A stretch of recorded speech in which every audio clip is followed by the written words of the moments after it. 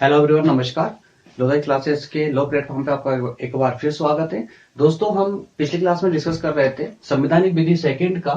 हम first topic लिए थे संघ राज्य क्षेत्र और जनजाति क्षेत्र का प्रशासन, ठीक है, जिसमें हम दो टॉपिक के बारे में चर्चा कर चुके थे। जिसमें पहले टॉपिक था राज्यों का संघ, कि भारत राज्यों का संघ होगा, और दूसरे में हमने बात की थी कि भारत का राज्य क्षेत्र के विषय में, ठीक है। उन दोनों पॉइंट्स को हमने बहुत अच्छे से समझा। अब नेक्स्ट हम बढ़ने वाले हैं थर्ड और फोर्थ, जो हम इस वीडियो में कंप्लीट करेंगे। दरअसल वीडियो लंबा हो रहा था, क्लास कुछ ज्यादा लंबी हो रही थी, इस कारण से मैंने उसको एक शॉर्ट करने के लिए ही दो पॉइंट के लिए मैंने एक अलग से इसका भाग सेकंड बनाया है, ठीक है। तो बढ़ते दोस्तों, हम अपने नेक्स्ट की ओर बात करेंगे। हम अपने थर्ड चैप्टर की थर्ड पॉइंट के बारे में कि यूटी के लिए संविधान में क्या उपबंध किए गए हैं, यानी कि केंद्र शासित राज्यों के लिए संविधान में क्या उपबंध किए गए हैं। तो यहाँ पर हम बात करेंगे कुछ अनुच्छेदों को लेकर के, कुछ अनुच्छेद जिसमें है 239 बेस से। तो इस 239 का ही यहाँ इस पूरे में विस्तार किया गया है। 239 अनुच्छेद के बारे में हम अच्छे से यहाँ बात करने वाले हैं। 239 एक के बारे में, 239 का खा और ना इस प्रकार से 240 का भी हम इसमें डिस्कस करेंगे, और साथ ही साथ देखेंगे कि दिल्ली के लिए इस क्या स्पेशल या क्या विशेष उपबंध यहाँ पर किए गए हैं, यानी कि संविधान में क्या विशेष उपबंध किए गए हैं। चलिए दोस्तों, तो बढ़ते हैं अपनी क्लास की ओर। हम बात कर रहे थे हमारे थर्ड पॉइंट यूटी के लिए उपबंध। संविधान में यूटी के लिए क्या उपबंध किए गए हैं, हम इसकी चर्चा कर रहे थे।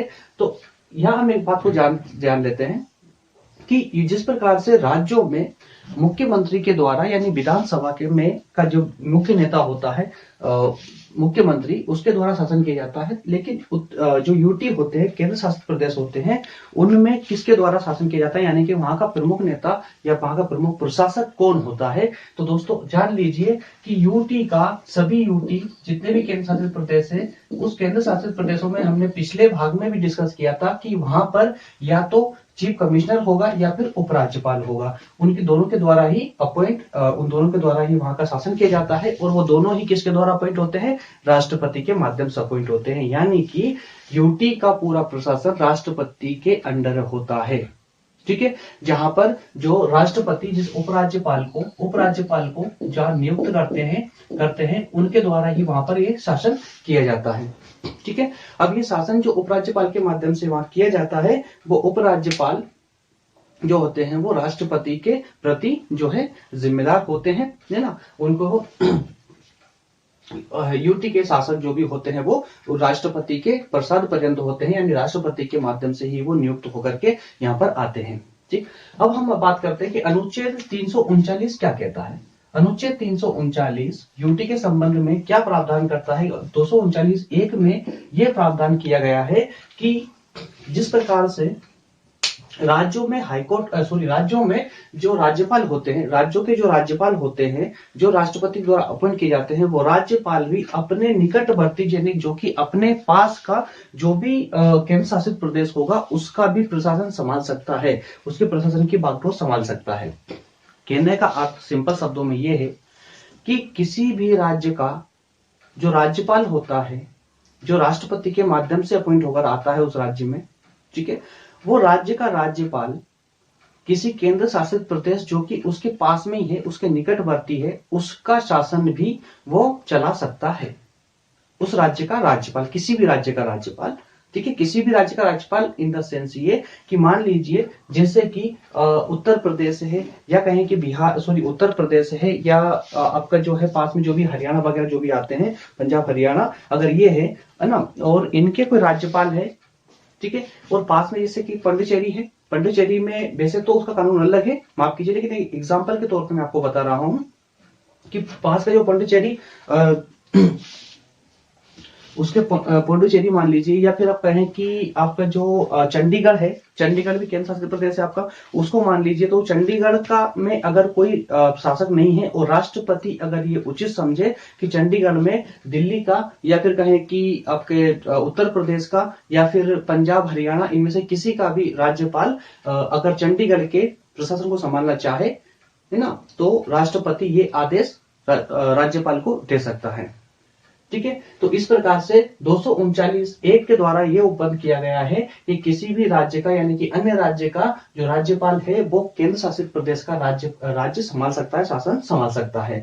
उसी के साथ में 239(2) में एक उपबंध इसके लिए और अलग से कर दिया गया है, जिसके अंतर्गत ये समझा दिया गया है, ये स्पष्ट कर दिया गया है कि जब राज्यपाल किसी केंद्र शासित प्रदेश का शासन संचालित करता है, उस समय जिस राज्य का वो राज्यपाल है, उस राज्य की मंत्री परिषद या मंत्रिमंडल जो है वो उस राज्यपाल के कार्य में हस्तक्षेप नहीं करेगा। राज्यपाल उन कार्यों को संचालन करने के लिए यूटी के कार्यों का संचालन करने के लिए पूर्णतः मंत्री परिषद से स्वतंत्र होगा।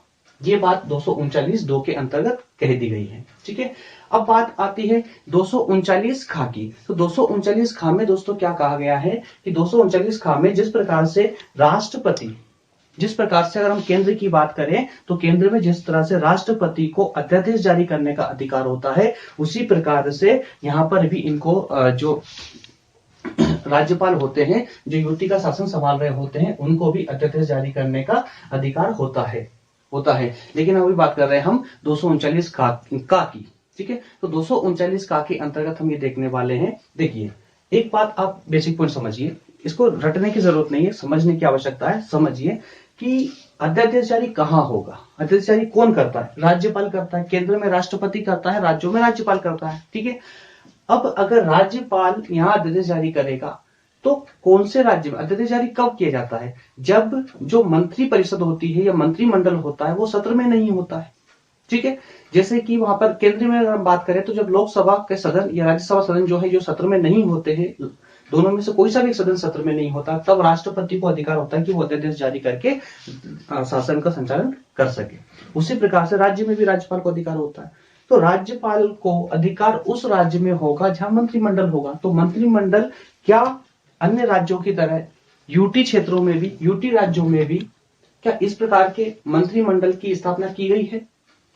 तो दोस्तों जी हाँ, देखिए 239 का स्पष्ट करता है कि यूटी में कुछ क्षेत्र है, जैसे कि पौंडीचेरी को ले लीजिए आप। पौंडीचेरी एक ऐसा क्षेत्र है जहां पर 239 का के तहत उसको ये अधिकार दिया गया है कि वो चाहे तो विधानमंडल और मंत्रिमंडल दोनों में से कोई एक या दोनों का भी गठन कर सकता है। ठीक है, अगर विधानमंडल और मंत्रिमंडल दोनों का गठन यहाँ पर हो जाता है तो वहां पर एक राष्ट्रपति के माध्यम से राज्यपाल भी वहां नियुक्त किए जाएंगे। और वही 239 खाकी जब हम बात करेंगे तो यहाँ पर अध्यादेश जारी करने का जो अधिकार है राज्यपाल को, यहाँ पर अध्यादेश जारी करने का अधिकार होगा। अब अध्यादेश 239 का स्पष्ट है। 239 का के अंतर्गत सिर्फ इतना सा प्रावधान है कि जो कोई भी यूटी, जैसे कि पौंडीचेरी एग्जांपल में लीजिए, पौंडीचेरी है तो पौंडीचेरी राज्य को ये अधिकार दिया गया है कि वो विधानमंडल या मंत्रिमंडल दोनों में से किसी भी एक का या फिर दोनों का गठन वो कर सकता है। ठीक है, इसी के परिप्रेक्ष्य में यहाँ प्रावधान कर दिया गया है कि 239 खा के अंतर्गत कि वहां का जो ये प्रशासक होगा जैसे कि उपराज्यपाल। ठीक है, तो जो प्रशासक होगा वो वहां पर जब मंत्रिमंडल, विधानमंडल या मंत्रिमंडल जो भी है, जब इनका सदन जो है सत्र में नहीं होगा तो उस केस में जो है यहाँ का प्रशासक अध्यादेश जारी कर सकता है। ठीक है, अब वो अध्यादेश जारी कर सकता है तो अध्यादेश को लेकर के भी कुछ विशेषताएं हैं जो हमको जान लेना चाहिए। दोस्तों, जब अध्यादेश जारी होता है, सुनिए, जिस प्रकार से मंत्रिमंडल या विधानमंडल जब कानून बनाता है तो कानून हमेशा के लिए बना दिया जाता है उस राज्य विशेष में। ठीक है, लेकिन जब राष्ट्रपति केंद्र में या फिर राज्य में राज्यपाल या यूटी में उपराज्यपाल जब इस प्रकार का कोई अध्यादेश जारी करता है, जब ये सदन में नहीं होते, विधानमंडल और मंत्रिमंडल जब सदन में नहीं होते हैं, तो उस समय जब ये अध्यादेश जारी करता है तो ये अध्यादेश हमेशा के लिए कानून नहीं होता है। हालांकि ये अध्यादेश भी कानून की तरह ही कार्य करता है, लेकिन ये हमेशा के लिए नहीं होता। ये अध्यादेश सिर्फ तब तक के लिए होता है जब तक कि विधानमंडल या मंत्रिमंडल पुनः अपने अस्तित्व में ना आ जाए। ठीक है, जब निर्वाचन होता है, निर्वाचन होकर के जैसे ही कोई विधानमंडल गठन होगा या मंत्रिमंडल गठन होगा, जैसे सरकार बनेगी, नई सरकार, और जब वो सरकार स्पष्ट था, जैसे सरकार बनकर के आई मंत्रिमंडल या विधानमंडल में, जैसे सरकार बनकर आई तो वह सरकार अगर 6 सप्ताह 6 सप्ताह के अंदर अगर इसको अनुमोदित कर दे, इस किसको, जो अध्यादेश जारी किया था हमारे राज्यपाल साहब ने, उपराज्यपाल साहब ने जो भी अध्यादेश जारी किया था, इस अध्यादेश को अगर 6 सप्ताह के अंदर जो सरकार बनकर आई है वो अगर इसका अनुमोदन कर दे और वो कह दे कि ये जो है कानून के रूप में परिवर्तन इसका हो चुका है, तो ये हमेशा के लिए कानून बन जाएगा। और अगर इसका नई सरकार ने अनुमोदन नहीं किया, एक्सेप्ट नहीं किया, तो यह अध्यादेश 6 सप्ताह के बाद ऑटोमेटिक ही समाप्त हो जाएगा, खत्म हो जाएगा। ठीक है, तो इस प्रकार से ये अध्यादेश जारी किया जाता है 239 खा के अंतर्गत। ठीक है, यूटी क्षेत्रों में, है ना। अध्यादेश तो राज्यों में भी जारी किया जाता है, राज्यपाल के द्वारा किया जाता है, और यहाँ पर उपराज्यपाल के माध्यम से किया जाता है, क्योंकि इनका जो प्रशासक होता है वो उपराज्यपाल ही होता है। पौंडीचेरी के, अगर पौंडीचेरी की बात करें तो पौंडीचेरी जैसे राज्यों में, यूटी राज्यों में। ठीक है, तो यहाँ पर इस प्रकार से क्या अध्यादेश वाला फंडा जो भी था वो क्लियर हुआ। जिसके अध्यादेश जारी किसके माध्यम से किया जाएगा, यूटी के प्रशासक यानी पौंडीचेरी का जो प्रशासक होगा, जो उपराज्यपाल होगा, उसके माध्यम से किया जाएगा। और वो अध्यादेश तब तक चलता रहेगा जब तक कि नई सरकार चुनकर नहीं आ जाती। और जब वो सरकार चुनकर आएगी, यानी कि विधानमंडल या मंत्रिमंडल जब अस्तित्व में आएंगे, उसके बाद में जैसे ही 6 सप्ताह होते हैं, 6 सप्ताह के अंदर अगर इस अध्यादेश को सरकार, जो नई सरकार चुनकर आई है, अगर वो उसका अनुमोदन करके और उसको अगर कानून बना देती है, तो वो हमेशा के लिए बन जाएगा, अन्यथा वो समाप्त हो जाएगा। ठीक है, नेक्स्ट हम बात करने वाले हैं अनुच्छेद 240 की। अनुच्छेद 240 क्या प्रावधान करता है? यह प्रावधान करता है कि राष्ट्रपति को कुछ अधिकार दिए गए हैं। राष्ट्रपति को यूटी क्षेत्रों को लेकर के कुछ अधिकार दिए गए हैं। उन अधिकारों के बारे में ये 240 अनुच्छेद चर्चा करता है। इसमें कहा गया है कि कुछ यूटी राज्यों को लेकर के राष्ट्रपति के पास विशेष अधिकार होंगे, शक्ति होगी। वो विशेष राज्य यूटी क्षेत्र, वो विशेष यूटी राज्य कौन कौन से होंगे? तो उनमें से होंगे अंडमान निकोबार, लक्षद्वीप, दादर नागर हवेली, दमन दीव और पौंडीचेरी। दोस्तों इन राज्यों को आप नोट डाउन कर लीजिए, मैं एक बार फिर रिवाइज कर देता हूं। जैसे अंडमान निकोबार हो गया आपका, दादर नागर हवेली है, दमन दीव है और पौंडीचेरी है। तो इनको लेकर के राष्ट्रपति विशेष अधिनियम बना सकते हैं। 240 के तहत, अनुच्छेद 240 के तहत राष्ट्रपति को कुछ राज्यों को लेकर के, दमन दीव, दादर नागर हवेली, है ना, पौंडीचेरी और इन सबको लेकर के, अंडमान निकोबार, इनको लेकर के विशेष अधिकार दिया गया है, जिसको लेकर राष्ट्रपति कभी भी अपने कुछ स्पेशल नियम या कानून बना सकता है।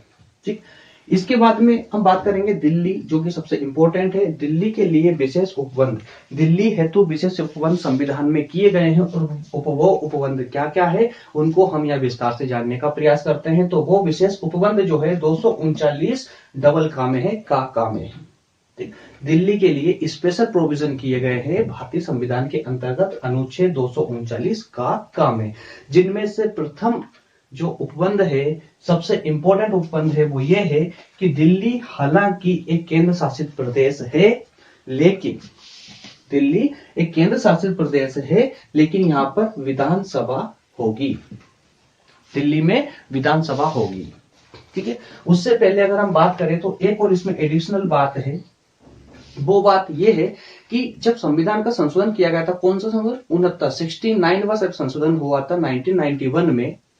तो 1991 में जब संशोधन हुआ तो दिल्ली अधिनियम करके एक अधिनियम आया, दिल्ली अधिनियम आया, दिल्ली अधिनियम 1991 अधिनियम आया। और इस अधिनियम में ये जो है सुनिश्चित कर दिया गया और ये कह दिया गया इस अधिनियम के द्वारा कि जो दिल्ली है वो राष्ट्रीय राजधानी के रूप में इसको गठित किया जाता है, यानी कि राष्ट्रीय राजधानी इस अधिनियम के द्वारा बनाया गया। एग्जाम में ये क्वेश्चन भी आ सकता है, या फिर हम कह सकते हैं हमको नॉलेज भी होना चाहिए। अगर हम यूटी क्षेत्रों को लेकर पढ़ रहे हैं तो यूटी क्षेत्रों में सबसे विशेष क्षेत्र है हमारा राष्ट्रीय राजधानी दिल्ली। ठीक है, तो दिल्ली को राष्ट्रीय राजधानी का दर्जा कब दिया गया था, उसको राष्ट्रीय राजधानी कब बनाई गई थी? तो दोस्तों ये बनाई गई थी 69वें संविधान संशोधन के तहत, 69वां संविधान संशोधन के तहत संविधान अधिनियम कहेंगे दिल्ली अधिनियम 1991 के द्वारा इसको राजधानी बनाया गया था। ठीक है, और इसके लिए जो विशेष उपबंध किए गए थे वो किए गए हैं 239 का के तहत। और इस 239 का के अंतर्गत जो उपबंध है उसमें सबसे पहला उपबंध अगर हम बात करें तो कहा गया कि इसके अंदर विधानसभा होगी। ठीक है, और जो विधानसभा होगी तो विधानसभा तो अन्य राज्यों में होती है, जो पूर्ण राज्य होते हैं उन राज्यों में होती है विधानसभा। जहां विधानसभा होती है हमने देखा वहां मुख्यमंत्री होता है, राज्यपाल होता है और पूरी एक मंत्रिमंडल होता है जिसमें कि जो सदस्य जाते हैं वह विधायक चुनकर जाते हैं, वो सबके सब जो है उनको प्रत्यक्ष निर्वाचन के माध्यम से जाते हैं। तो इसका मतलब अगर विधानसभा दिल्ली में होगी तो यहाँ पर भी प्रत्यक्ष निर्वाचन होगा। कि यहाँ पर जो मंत्रिमंडल होगा उस मंत्रिमंडल के सदस्यों का निर्वाचन, मंत्रिमंडल के सदस्यों का निर्वाचन किसके द्वारा होगा दोस्तों? तो वो होगा प्रत्यक्ष निर्वाचन के माध्यम से, प्रत्यक्ष निर्वाचन के माध्यम से, प्रत्यक्ष निर्वाचन के द्वारा इनका जो है गठन होगा। विधानसभा होगी तो विधानसभा में मंत्रिमंडल होगा, उस मंत्रिमंडल के जो सदस्य होंगे वो प्रत्यक्ष निर्वाचन के द्वारा आएंगे। ठीक है, सेकंड पॉइंट कहा गया है कि पद का निर्धारण, मंत्रिमंडल का जो पद है कि मंत्रिमंडल में कितने पद होंगे, विधानसभा में जो है विधानसभा मंत्रिमंडल में कितने पद होंगे मंत्रियों के, तो ये पद, इन पदों का निर्धारण संसद विधि बनाकर के तय करेगी। संविधान में इसके लिए उपबंध नहीं था, ये संसद की द्वारा विधि बनाने पर छोड़ दिया गया कि संसद की इस विधानसभा में कितने पद होंगे, तो ये पदों का निर्धारण जो है संसद अपनी विधि के माध्यम से तय करेगी कि इसमें अंदर कितने पद होना चाहिए। ठीक है, नेक्स्ट है अनुच्छेद 324, 327 और 329। 324, 327 और 329 जो अनुच्छेद है ये उपबंध ये करते हैं जिस प्रकार से ये उपबंध अन्य राज्यों पर लागू होते हैं same to same as it is Delhi पर भी उसी प्रकार से लागू होंगे। ठीक है, कौन कौन से अनुच्छेद दोस्तों? 324, 327 और 329, ये 3 अनुच्छेद ऐसे हैं जो अन्य राज्यों पर जिस प्रकार से लागू होते हैं उसी प्रकार से दिल्ली पर भी लागू होंगे। ठीक है, नेक्स्ट हम बात करते हैं कि संसद विधि के विरुद्ध विधि। अब देखिए, अगर कोई राज्य या कहें कि दिल्ली विधानसभा के द्वारा कोई कानून बना दिया जाता है।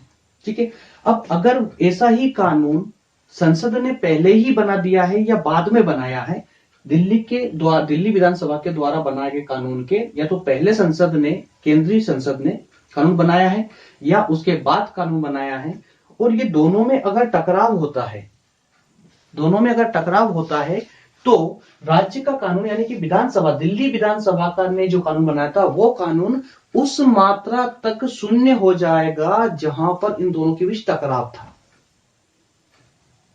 समझ पा रहे हैं कि दिल्ली विधानसभा ने जो कानून बनाया, अगर वो कानून केंद्रीय जो संसद है उसके द्वारा जो कानून बनाया गया उस कानून दोनों के बीच में अगर टकराव होता है, अगर दिल्ली का जो अधिनियम था वो अगर उसका विरोध करता है उस कानून का या फिर कुछ हिस्से तक विरोध होता है, तो वो उतना जो अधिनियम है किसका, दिल्ली विधानसभा का, वो रद्द हो जाएगा, वो ऑटोमेटिक शून्य हो जाएगा, खत्म हो जाएगा।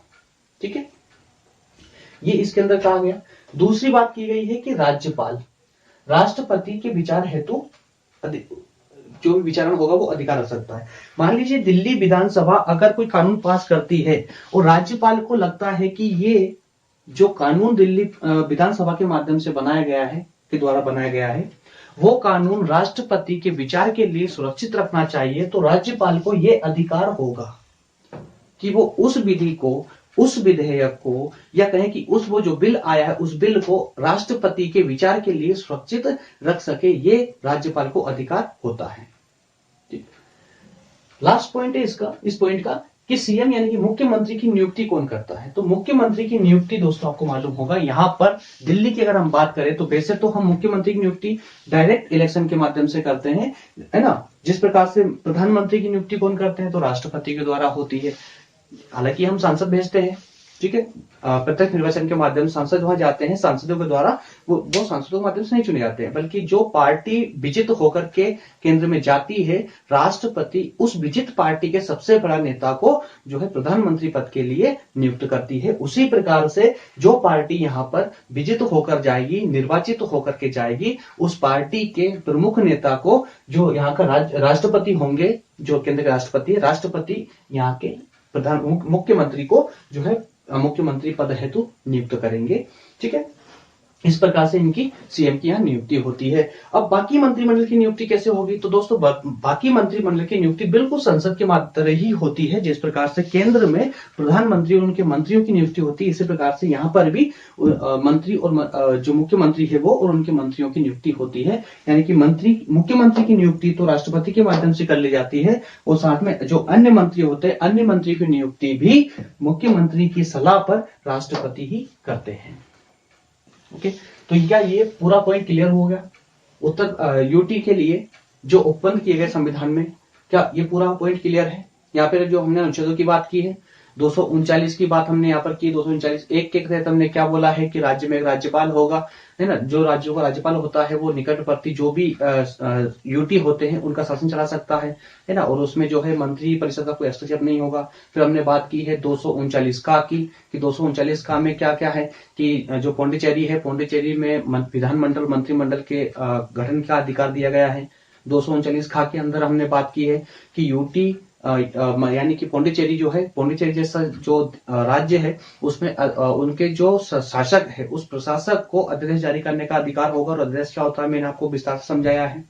फिर हमने बात की 240 अनुच्छेद 240 की, ठीक है, जिसमें राष्ट्रपति को कुछ यूटी राज्यों के लिए विशेष अधिकार दिए गए, जैसे कि अंडमान निकोबार को ले लीजिए, लक्षद्वीप ले लीजिए, दादर नगर हवेली है और दमन दीव है, पौंडीचेरी है, इन सबको लेकर के। ठीक, उसके बाद में आखिरी में हमने बात की दिल्ली के लिए विशेष उपबंध किए गए हैं। तो दिल्ली के लिए विशेष उपबंध किए गए, तो दिल्ली के उपबंधों को जानने से पहले हम जान लें कि दिल्ली को जो है राष्ट्रीय राजधानी कब बनाया गया था। तो ये बनाया गया था 69वें संविधान संशोधन के माध्यम से 1991 में। ठीक है, वहां पर एक अधिनियम पास किया गया, पहले दिल्ली अधिनियम। ठीक, और उसके जो प्रावधान थे वो प्रावधान क्या क्या थे आपने देखा क्या है कि विधानसभा होगी जिसके पद जो है प्रत्यक्ष निर्वाचन के माध्यम से भरे जाएंगे, पदों का निर्धारण भारतीय संसद करेगी। ठीक है, संसद की विधि बनाकर करेगी। और फिर हमने देखा कि अनुच्छेद 324, 327, 329 के बारे में हमने देखा कि जिस प्रकार से ये तीनों अनुच्छेद जिस प्रकार अन्य राज्यों पर लागू होते हैं ऐसे दिल्ली पर भी लागू होंगे। फिर हमने देखा कि दिल्ली जो कानून बनाती है वो अगर संसद के कानून से, केंद्रीय संसद के कानूनों से टकराव होता है तो उसका कानून उस हद तक, उस सीमा तक शून्य हो जाएगा जहां पर टकराव हो रहा था। फिर हमने देखा कि जो राज्यपाल है, राज्यपाल विधानसभा के माध्यम से जो नियम बनाया था, विधि बन के आई है, अगर उसको लगता है, राज्यपाल को लगता है कि ये राष्ट्रपति के विचारण के लिए सुरक्षित रखना चाहिए तो वो सुरक्षित रख सकते हैं, ये अधिकार उनको दिया गया है। लास्ट में मैंने बात की है कि सीएम यानी कि मुख्यमंत्री की नियुक्ति किसके माध्यम से होती है, तो वो राष्ट्रपति के माध्यम से होती है। वही अन्य मंत्रियों की नियुक्ति सीएम के माध्यम, सीएम के सलाह पर वो राष्ट्रपति करते हैं। तो ये पूरा टॉपिक हमारा थर्ड पॉइंट था हमारा है कि जो यूटी होते हैं, जो केंद्र शासित प्रदेश है, उनके लिए हाई कोर्ट का यानी कि उच्च न्यायालय का क्या उपबंध किया गया है कि यूटी में उच्च न्यायालय होंगे या नहीं होंगे, इसके बारे में यहाँ उपबंध किया गया है। तो क्या उपबंध है देखिए कि यूटी क्षेत्रों में, केंद्र शासित प्रदेशों में कितने उच्च न्यायालय होंगे, कितने नहीं होंगे, किस में होंगे, किस में नहीं होंगे, ये सारा यानी कि कुल मिलाकर कहें कि उच्च न्यायालय के गठन की पूरी चर्चा, पूरी प्लानिंग, पूरी जो भी प्रक्रिया होगी वो केंद्रीय संसद अपनी विधि बनाकर करेगी। क्योंकि हमने शायद लास्ट में डिस्कस किया भी था और नहीं किया होगा तो आप जान लीजिए कि जिस प्रकार से केंद्र और राज्य में शक्तियों का बंटवारा है, यहाँ पर सभी प्रकार, जैसे कि जो संघात्मक जो राज्य होते हैं, देश होते हैं, संघात्मक जो देश होते हैं वहां पर शक्तियों का बंटवारा किया जाता है। अब शक्ति आप विशेष करके जानते होंगे, शक्ति 4 प्रकार की शक्ति होती है। विधायी शक्ति मान लीजिए, प्रशासनिक शक्ति मान लीजिए, वित्तीय शक्ति होती है और एक लास्ट होती है आपकी न्यायिक शक्ति। ठीक है, तो न्यायिक शक्ति जो होती है, तो हमारे भारत में न्यायिक शक्ति को छोड़कर बाकी तीनों शक्तियों का बंटवारा किया गया है। न्यायिक शक्ति एकमात्र भारत में शक्ति है जिसका बंटवारा नहीं किया गया है, पूरी केंद्र के माध्यम से संचालित होती है। ठीक है, इसका एक ही पूरा स्ट्रक्चर बनाया गया है। एक न्यायपालिका का एक अलग स्ट्रक्चर है जो सीधा सीधा केंद्र के पास ही होता है, उसका अधिकार बाकी राज्यों के पास नहीं होते हैं। ठीक है, तो इस प्रकार से जब बात हाईकोर्ट की आती है, जब बात आती है यहाँ पर उच्च न्यायालय की, तो संसद ही विधि बनाकर के सुनिश्चित करती है कि किस यूटी क्षेत्र में हाईकोर्ट का गठन किया जाना चाहिए और किस क्षेत्र में नहीं किया जाना चाहिए, या फिर उस यूटी क्षेत्र को किसी अन्य राज्य के हाईकोर्ट में जो है सम्मिलित कर देना चाहिए। तो ये सब इसके माध्यम से यानी संसद विधि बनाकर के ये फिक्स करेगी। ठीक है, नेक्स्ट की अगर बात करें तो भाग 6 के अध्याय 5 में ये उपबंध किया गया है कि अन्य जो राज्य हैं वो राज्यों के हाई कोर्ट को राज्य के जो उच्च न्यायालय अन्य राज्यों के जो उच्च न्यायालय हैं उनको अन्य किसी भी यूटी क्षेत्र के का अधिकार क्षेत्र दे दिया जा सकेगा। यह अधिकार भी यहाँ दिया गया है। भाग 6 में स्पष्ट कर दिया गया है, भाग 6 के अध्याय 5 में, कि जो अन्य राज्यों के हाईकोर्ट है वो उनकी यूटी क्षेत्रों की सुनवाई करने का अधिकार रखते हैं, मतलब वो अधिकार उनको दिया जा सकता है। ठीक है, फिर नेक्स्ट बात एक प्रावधान और बचा हुआ जो 241 के अंतर्गत कहा गया है। अनुच्छेद 241 में यह प्रावधान किया गया है कि संसद जो है विधि बनाकर राज्यों के हाई कोर्ट को यूटी क्षेत्र में सम्मिलित कर सकती है। मतलब कुल मिलाकर एक ही बात है, यहाँ पर एक शॉर्ट है, छोटा सा है, पूरा एक बात में समझिए कि जो केंद्र शासित प्रदेश होते हैं, केंद्र शासित प्रदेशों के लिए हाई कोर्ट का गठन संसद करेगी विधि बना के। ठीक है, विधि के माध्यम से। ओके, नेक्स्ट और आगे ये भी कह दिया गया है कि 241 अनुच्छेद 241 के अंतर्गत ये भी प्रावधान कर दिया गया है कि संसद विधि बनाएगी और विधि बना करके ये स्पष्ट कर देगी कि किसी राज्य जो अन्य राज्य है उस राज्य का हाई कोर्ट जो है उस यूटी क्षेत्र को सम्मिलित अपने राज्य क्षेत्र में कर सकता है। ठीक है, यानी कि अब किसी अन्य राज्य का जो हाईकोर्ट होगा उसमें सुनवाई की जा सके किसी अन्य यूटी क्षेत्र की। ठीक है, तो दोस्तों ये हमारा पहला टॉपिक खत्म होता है, जिसका पहला टॉपिक था हमारा संघराज्य क्षेत्र और जनजाति क्षेत्र का। ठीक है, नेक्स्ट हम बात करेंगे पंचायत के बारे में। पंचायतों को लेकर के नेक्स्ट वीडियो आने वाला है, नेक्स्ट क्लास में हम उसकी चर्चा करेंगे डिटेल में। दोस्तों बताइए जरूर कमेंट करके कि सेशन कैसा लगा, क्या आपके लिए हेल्पफुल हो पा रहा है, क्या आप टॉपिक को समझ पा रहे हैं।